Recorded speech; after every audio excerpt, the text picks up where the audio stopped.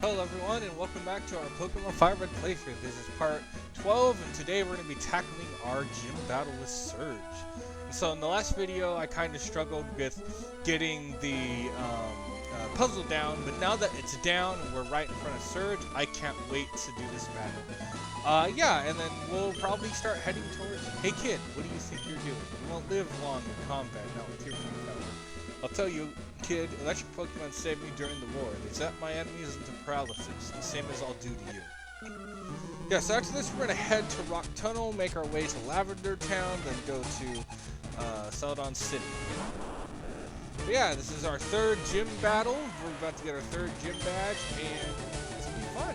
Okay, so level cap for this one was 24, I believe, because Surge's Pokemon, I think, Raichu is 25, so we're just at the cap. That's Voltorb down. And now we have Pikachu coming out. So we should easily win this gym because this entire gym is just electric type. We have a ground type. So I do not see us losing this. Geodude should easily help us beat this. Because, you know, just even with double team, we just magnitude everything. And we got a magnitude 6. So, while that might not be all that powerful, boom, it's down. And so, the cool thing is, while it double-teamed, it doesn't carry over to Raichu. And so, yeah, we should easily defeat this Raichu. We're the same level, stab, and super effective typing. So, unless we miss or get a low roll, we should, yeah, it should one-shot. I don't think Raichu's that bulky. If it is, then we two-shot. Nope, one shot, like I thought. And that's our third gym badge, everyone. So yeah, boom, we're done. So yeah, player defeated Lieutenant Surge. Now that's a shocker. You're the real deal, kid. Fine then, take this Thunder Badge. Yep, we got it. And oh my god, I didn't even know he evolved at level 25, but look, we're getting ourselves a Graveler. So I believe I can get a Golem. I don't know, like, how I gotta look it up, if I can. But I'll try. If not, it's okay, because we're not gonna stick on to Graveler the entire time. The minute we get Surf, we're gonna forgo it for someone else, so... if you guys like Graveler, I'm sorry, Graveler is not here to stay. So if picks up your Pokemon fly, Lightning Quick Kid, your special kid, take this. TM34 contains Shockwave. Teach it to electric Pokemon. So when we get our own electric type, you guys will see when we get to a certain area who it is. We're going to teach them all these moves, but yeah. Okay, so TM case. Flash, we're gonna darn. So I think Pikachu is the only one who can learn it, or Kadabra, which might be incentive to bring Kadabra on board. So I'm gonna think about that. But for now, we're just gonna head to the Pokemon Center, heal ourselves, and then head to Rock Tunnel from here. Because it's going to be some battles. We're going to have to battle our way to it. And then I know there's a few battles outside. And then we'll be in Rock Tunnel. That episode's probably going to go a long time. Because Rock Tunnel is a flippin' really big, long area. Yeah. So down we go into here. We're gonna go back and get our bike. In we go. So we're gonna go down, grab our bike because it's easy. Just cut, and then we have our bike, right? Voila. So if you remember, we got the bike voucher from the old guy, so we're going to stop in here and grab it. Oh, that's a bike voucher. Okay, here you go.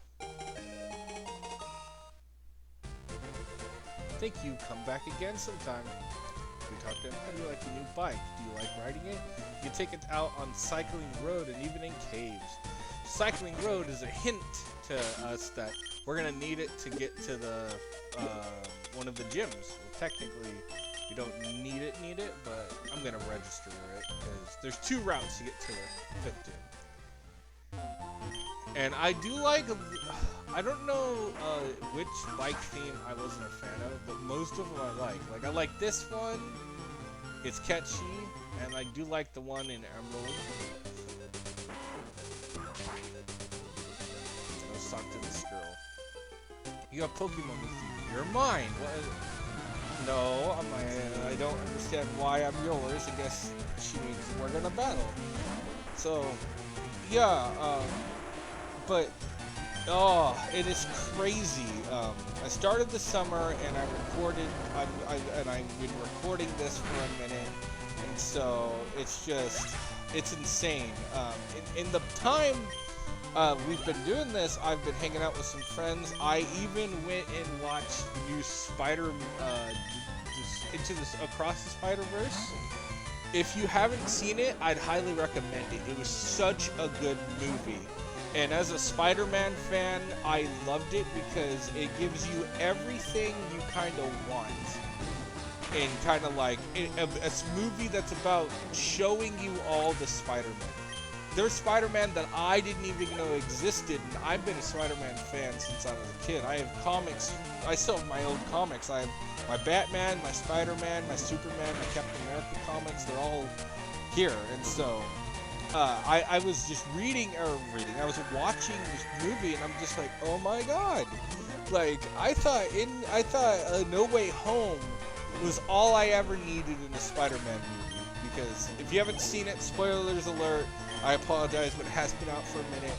No Way Home, the live action with Tom Holland, brings Andrew Garfield and Tobey Maguire back. You know, the first 2 people to put on the live action Spider-Man suit. Not the first 2, but the 2 everyone remembers, you know? I didn't deceive you. What are you talking about, lady? You said, oh yeah, Pokemon, you're mine. I mean, what do you guys think? Did we deceive her, or did we just go, yeah, let's battle? And I'm going to switch into Charmeleon because it's his time to shine. Ooh, that's something I'll teach later. Bahaha, great. I was bored, eh? I was bored, eh? Okay. And so, it's just like, I love No Way Home. No Way Home was so good.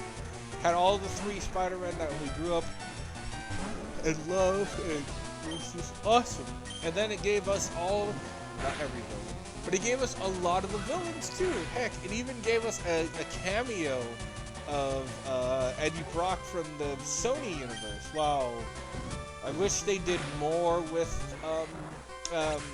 Tom Hardy and his Eddie Brock. At the same time, I'm just glad that it leads us into the Black Spider-Man suit coming in. That thing's awesome. I'm switching to Gyarados too. I know we have Metal Claw, but you know, this will kind of speed us along. Either if we didn't, we'd kind of be here for a minute because Metal Claw's not stab, but like water pulses. Anywho, so I loved No Way Home, and I still love No Way Home, but I have to argue now that Across the Spider-Verse is the best Spider-Man movie, live or animated, because I count both, you know. Yeah, I'm sure people argue that you should count animated as one and live as one, and if you want to do that, then I can easily say, haha, bring it on. Not that. I can easily say No Way Home is my favorite, if not the best, Spider-Man movie live action. And Across the Spider-Verse is the best, if not my favorite, Spider-Man movie animated. And I feel like Across the Spider-Verse is the best Spider-Man movie made right now. Because, oof, they do so much stuff right. And and if you've watched Key and Peele, what I'm saying is pretty much spoilers. Please don't talk about it. I apologize. But to me, I want to hype it up. It made me sad. It made me happy. I fanboyed with my friend. She fangirled. We were fangirl and boying the entire freaking time it came on. throughout the entire movie. There's references everywhere. There was memes everywhere. I'm sure you've seen from the trailers. It was just so good. And then it just like, I don't want to spoil what Spider-Man they show, but they show let's just say there's so many Spider-Man in there. If you're not a Spider-Man fan, you're gonna be like, oh my god, that they invented that many. So yeah, I think if you haven't seen it, go watch it, because man, is it awesome. And the story's great. It picks off right after the Into the Spider-Verse movie, and it really expands on everyone. It gives everyone kind of like, we call back to things, we kind of touch on subjects of Spider-Man that is to their core. Like, if you haven't seen it, and my spiel, or my like just fan excitement of it isn't convincing you, I would just say go give it a shot, okay? You will not regret it. I don't think you will. Who's not walking there with those good-looking Pokemon? One, I'm riding a bike. And two, please don't say good-looking Pokemon like that. Just say, oh, who's riding that bike or walking there with all those cool Pokemon? What do we gotta say good-looking? Anyways, but yeah, oh my god, Spider-Verse, Across the Spider-Verse. I honestly think whoever made it was super brilliant in using the comic book style for each Spider-Man. So if you watch the original, every Spider-Man has their comic style. So Miles Morales has his, so does the Peter Parker they introduced, so does Gwen Stacy, and then they introduced Penny Parker, who's like a Japanese girl, and her comics really animated like an anime, and they bring that into the Spider-Verse, which, spoilers, but it's been out for a minute, so I don't feel too bad about that. Because to be honest, you're like, this is why I don't feel so bad, and I'm gonna try to sound mean, but I didn't watch Into the Spider-Verse, the one that came out before Cross, until the day before. I had never watched it. Everyone told me to watch it. I had been meaning to watch it, and so it was the day before, and I went, oh crap, I gotta watch this. So I watched it, and I got up early every day to raise my Pokemon for foods. That's awesome, dude. But I got up early to watch it, right? And after watching it, the songs Post Malone put in there, What's Up Danger and Sunflower, have been stuck in my head. I listen to them. They're on my soundtrack now. And I was ready. I was ready to watch Across the Spider-Verse. It did not disappoint. I was super happy with that movie. So, Spider-Man fans, Marvel fans, superhero fans, I implore you to go check out that movie. It is such a good movie. And no, this is not sponsored by the movie or anything. I don't have a sponsor. I'm hoping I can get one at some point. But I just am a nerd, and I promote everything nerdy here. I mean, a lot of the games you'll see me play other than Pokemon are either obscure games, I feel, like Dust and Elysian Tale, games that were like shown, but no one ever really took the time to play them. And then other games are just like, oh yeah, no, Recon is a nerd, because he, like, one future playthrough I'm not afraid to like promote that we're going to be doing at some point is the AVP game, so Alien vs Predator, and that is one of my favorite sci-fi teams. I'm on the Yuchia, or the Team Predator, which is with the one movie with Arnold Schwarzenegger. So it has the alien, right? So the alien is called, they call it a predator, which they make a joke about it in one of the movies where he's more of a big game hunter, because predators don't hunt for sport, which is, as a future biologist, completely true. Predators hunt for two reasons. They hunt either to they hunt to eat, which is the reason that they think about often. And then the reason they don't think about a lot, that is kind of a result of genetics and evolution, is they hunt to keep the population of the herbivores down. if you ever look in nature, if someone says there's a spike in the prey population, so like example, if there's a spike in deer, you'll see a spike in predators start to rise with the deer. And then once the deer population goes back down to a level that the predators feel are like equal, then it goes down to like the predators start dropping, and then you get to excess the deer. And that's kind of how the go my super bug Pokemon. That's kind of how the whole ecosystem and the ecology of an environment works. Is you get prey rises, predators are lower, they rise up because they're taking out the prey. Prey get to a stable area, predators stop hunting, which is kind of like I said, what I love about the one thing. I wasn't a big fan of the movie they referenced this in, but as a biologist, yeah, I can look at that and go, yeah, no, she's completely right. A predator doesn't hunt for sport. A predator doesn't kill something because they want to prove themselves. They kill something because it's either biologically imperative through feeding or biologically imperative through trying to unknowingly keep the population down just because generations taught it to do that. So, like, to me, those are the two things that kind of denote a predator. So the alien being called a predator, yeah, and so I'll say I'm Team Yuksha because I don't want to say the other team like I did. And then my friends are Team Xenomorph or Team Alien. So my best friend RNN SN Gamer, shout out to him. Go check out his channel if you haven't.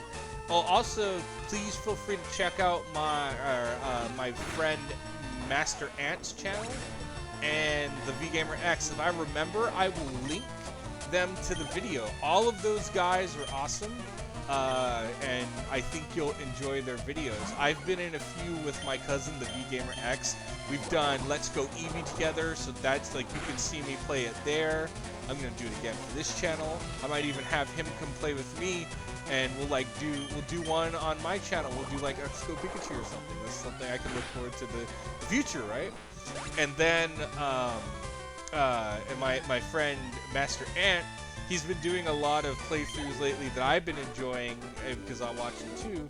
He's been doing like I can't remember, but it's an homage to the Dead Space game, and it's such a good game. I'm taking this rock tunnel to go to Lavender. Oh, anyways. Man, I kind of lost my train of thought. Anyways, it's so like the alien stuff, yeah. So my friend, the RNS Gamer, he's Team Xenomorph or Team Alien because he likes them better than the Yuksha or the Predators, and I agree.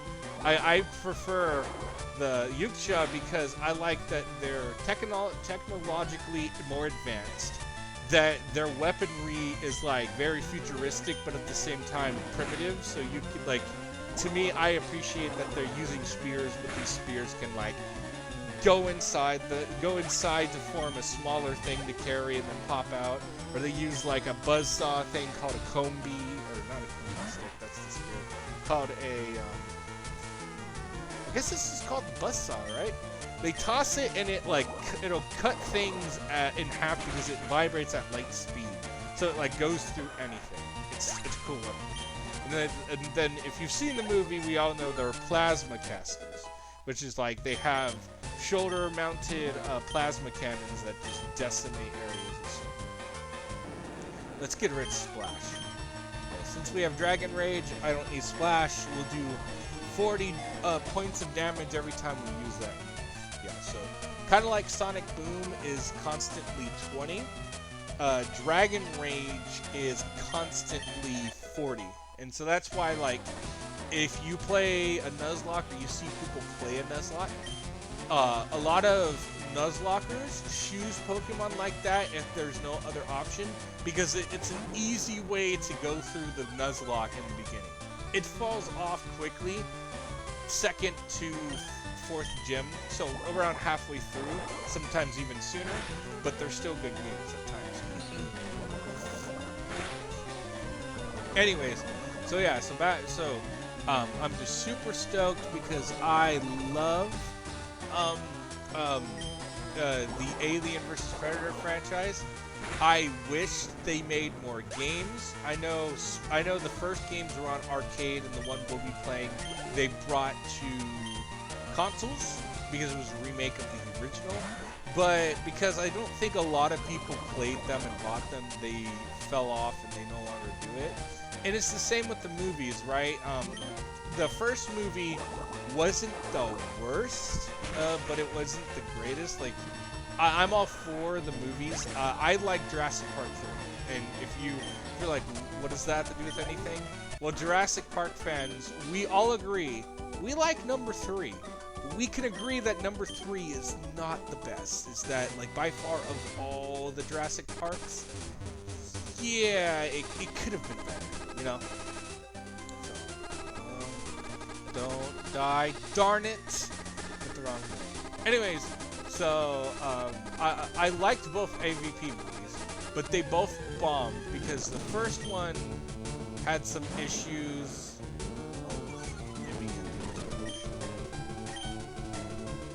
Let's run, and if I have to use a potion, I will, but I think we're good. I think this is 28 steps exactly. Or a little under. It's right there, me. Okay. Yes, as I thought, pretty much there. Anyways. So, the first movie was meh, and I understand why people call it meh, but I still enjoy it. And the second movie, I agree, it's too dark at times. The second Alien vs. Predator, it's super dark. And it just makes you go, oh, it's not bad. The story is very slasher, you know, typical slasher-esque story, but I mean, you get used to it after watching horror. I mean, I don't know how many times I've seen Friday the 13th or Nightmare on Elm Street, but I still watch the movies even though I know what it's gonna expect the exact same thing each movie. So, you know. Yep, haha, aren't you a little tougher? I guess? Anyways, so, you know, that one's very slasher-esque, but I can forego that it's that type of movie just because... Okay, so, ironically, I talked about this at a work thing recently. I'm the guy who, I appreciate all types of movies. And that includes B-rated movies. So I like Killer Clowns from Outer Space. I like the Python movies. I like the Anaconda movies. You know, these movies, heck, I like the Tremor movies. And I'm proud to say that. Because that, if you haven't seen, once again, this is another movie, the Tremors franchise is so clever. I know who thought of it. They were brilliant. Like, if you somehow are listening to this, which I doubt, props to you on your movie, because even though the movies have gotten and taken a very sci-fi, the company kind of thing, if you not like that, it's always been sci-fi, but a lot of the times we'll refer to something as sci-fi because it takes a turn that's more like, basically they try to be more pop culture and they try to do like certain things that are going to get a more like a more body count with the animal or creature or the slasher villain. And reality, it kind of subtracts from the story because now they're trying to do things and they introduce characters. Don't you dare patronize me. I feel like that's directed at the I'm not patronizing anyone, and especially sci-fi. So if you listen to this, it's not patronization. I'm just saying sometimes movies like that, they come out and you meet a character and then the character's gone, and so you don't have any time to develop with that character. Like, I very much like the Sharknado, the Mega Shark movies, you know, and those movies are just stupid fun because they're B movies, so you get to know a group of characters, but every character you come across other than that is pretty much, oh, well, that's food for the creature, or that's going to be one of the deaths by the killer, because they have no point in the story other than to be like a extra helping for the villain of the story. So, like, I love B movies. Even though they do that, I still watch all the Tremors. I still watch all the Mega Shark movies and the Sharknadoes. Like, I appreciate B movies, so it cracks me up because a lot of the times, like, when I like a game or a movie or a TV show, I always in the back of my head am like, you know, I have a feeling that this is not popular. Like, I can watch it and tell that others might not find this movie entertaining or even good, but I'm just sitting there going like, yep, it's an enjoyment time for me. I can turn my brain off, I can smile, I can laugh at the cheesiness of it, and I can enjoy sometimes the really good practical effects they use, like in the what Sci-Fi did with the Leprechaun movie they did, the remake. I personally think that it was one of the best practical effects they've done in CGI. So, you know, a little wonky at times with CGI, but the creators did a really good job. So, stuff like that. So, ironically, I'm a big fan. I used to think I hated horror movies unless they were some kind of creature feature that translates to a horror movie with the main villain being an animal who has either been wronged in some way or has been mutated by the people in the thing. So Cujo's a good example. It's a book by Stephen King, and it's about this dog who gets bit by a bat with rabies, and so he gets rabies and he ends up like killing some people because he's rabid and he's unable to stop, and if you're wondering like how could a dog do that? Well, he's a Saint Bernard. I'm sure you've all heard of Cujo. But so like that's a creature feature, right? Another creature feature is like the Anaconda movies, crocodile movies like Placid, Crawl. Those are all movies where the main villain or the main antagonist is a animal or a creature, because sometimes it could be like critters, which is aliens. So as long as it's something that isn't human, it's a creature feature in a way. Been out at a Pokemon gym, but I always lose. To be fair, we make it look easy, these Pokemon gyms, and I feel like just like for the record, in these games they're a lot easier than they are. Like the anime, while I sometimes am annoyed by freaking Ash getting gym badges by not beating the gym leaders, but earning it in another way when like beat the gym, bro. But you know, I appreciate the anime because it's not just like the characters go 1, 2, 3, 4, 5, 6, 7, 8, done to the Pokemon. No, it's more like, okay, 1, I beat that one. 2, okay, I beat that one. 3, oh, I lost. I gotta go back, I gotta train, and now I beat that one. So I very much like that. One thing I did not like about the 4th gym that's in this game portrayed in the anime is that if you insult their perfume, you can't enter the gym, and I just felt like that was an odd choice for that to be a thing. And Mankey sweeps Picnicker Hitty. But yeah, that was my biggest gripe when it came to the anime. But I think this is a good place to stop. Sorry for all the rambling, but you know, as I've said, before ADHD. But we're gonna stop here, and next time we're gonna tackle Rock Tunnel. It's gonna be a longer video because Rock Tunnel is a massive place. But I hope you're all enjoying this series. If you do, please drop a like and subscribe. It helps me a bunch. And I will see you all in the next video. Have a great day.